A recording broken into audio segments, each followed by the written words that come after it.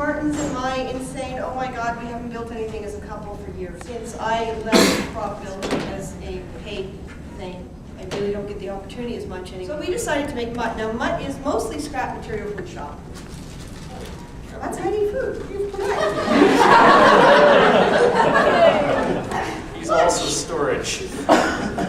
What's this? This is something Well, I've that's just seen. probably our schedule, our panel schedule. This will be interesting. Just know where we're supposed to be with. Right. M.U.T, my dear boy. But he's mostly empty inside. M.U.T is all custom gears. And we've got at home a full-size RGB2. He's mostly purchased stuff because he was before we came across country and had access to a shop like this. But so all of M.U.T's gears are custom made to work together. The unfortunate part is when we got M.U.T together back in Vancouver, up in Vancouver, and we ran them around on cement and wood floors. We didn't test them on carpet. We got literally a minute outside our hotel room door. This horrific sound happened. And his gears on the inside are now stripped. Which is why you've been seeing me pull him around. So, suffice it to say, first thing we're doing when we get back to Canada is ordering metal gears. It is a live and learn. We were insane to go straight from shop, pack, head down to States. But it is what it is. These motors you would find in power windows, in automobiles. These have become the cheapest, handiest, most effective motors we've ever used. And it doesn't matter what type of vehicle, they have the torque, they have the power, and if you go to a junkyard, they have the price tag. Because when it came to gears and operation, was this lovely effect we decided to go for. You really don't see as much when his upper body's on. The actual piston. We had to redesign that piston about 4 or 5 times. It's probably what slowed us down the most. Just for one little effect that really does nothing but look good. We had this design with this a lot closer, but we discovered that the angle that the piston was on in comparison to the arm was too drastic on it. It was too sharp. So it was binding. So we had to eventually move it back and move it back and move it back. So we had to replace, we had to replace that with a longer one. We had to replace that with a longer one. If you actually look closely too, if you read the, what did I drop down? Oh, that was, I didn't drop anything.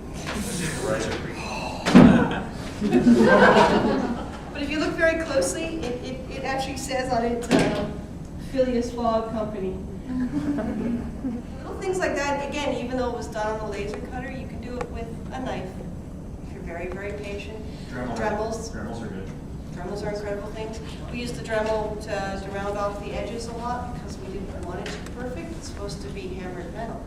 These and these little guys in here, the silver ones, are again leftover pieces. Oh, look, they're not using these. This looks like a neat little.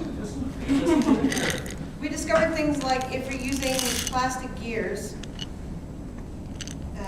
you really want to support them. We found without putting a metal washer on the back, there was too much wobble. The base is all wood.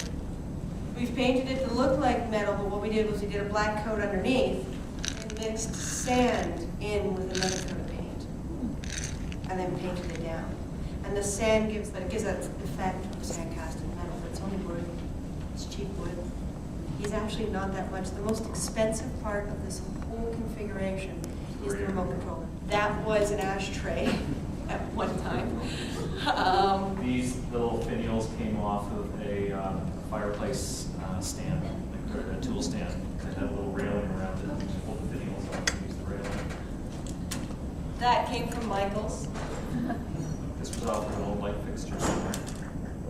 All of this lovely detail around the edge.